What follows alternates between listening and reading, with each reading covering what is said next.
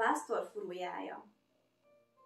Volt egyszer egy öreg pásztor, aki szerette az éjszakát és jól ismerte a csillagok járását. Botjára támaszkodva, tekintetét a csillagok felé emelve a pásztor mozdulatlanul állt a réten. Ő el fog jönni, mondta. Mikor jön el? Kérdezte kis unokája. Hamarosan.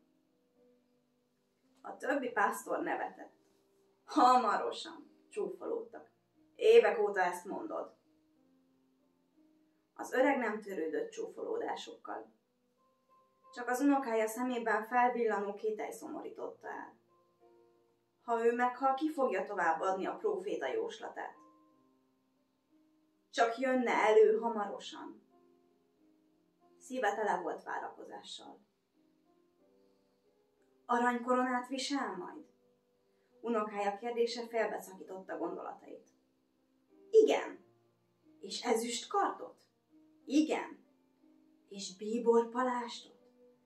Igen, persze. A kis unoka meg volt elégedve.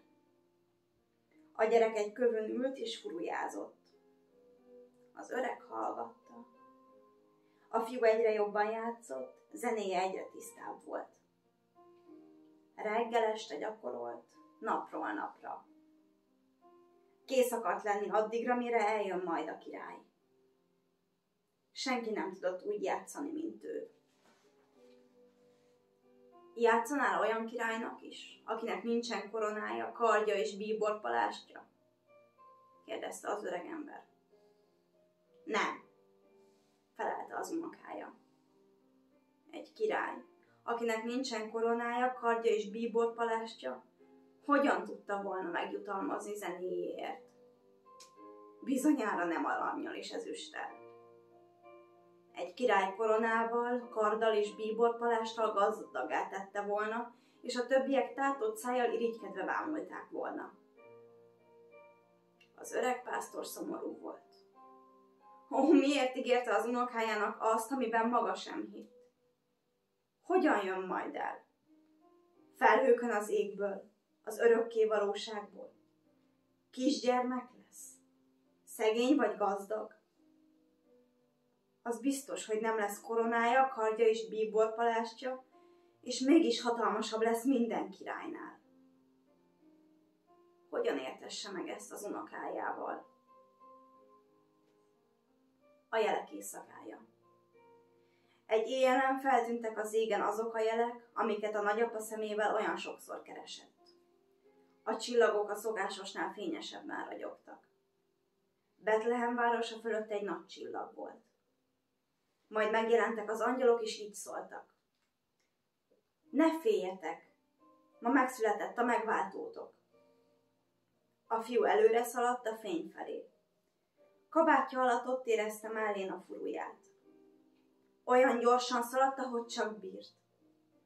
Elsőnek ért oda, és tekintetét rászögezte a gyermekre, aki jászolban feküdt, pólyába takarva.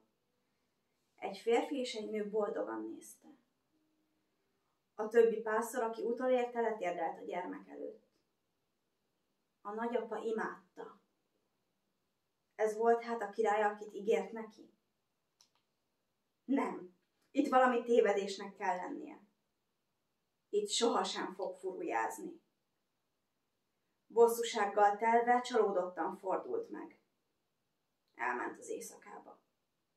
Nem látta sem a végteleneget, sem az istálló fölött lebegő angyalokat. De azután meghallotta, hogy a gyermek sír.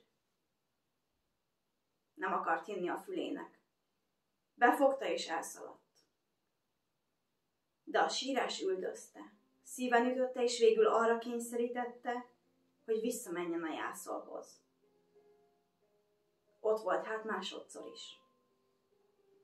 Látta, hogy Mária, József és a pásztorok is meg vannak ijedve, és próbálják megvigasztalni a síró kisgyermeket. De hiába volt minden. Mi baja lehetett a gyermeknek? Nem volt mit tenni. Előhúzta kabátja alól a furujáját, és játszani kezdett. A gyermek rögtön megnyugodott. Az utolsó kis zakogó hang is elcsitult torkába. Nézte a fiút, és rámosolygott. Ő pedig örült, és úgy érezte, hogy ez a mosoly gazdagabbá teszi, mint a világ minden aranya és ezüstje.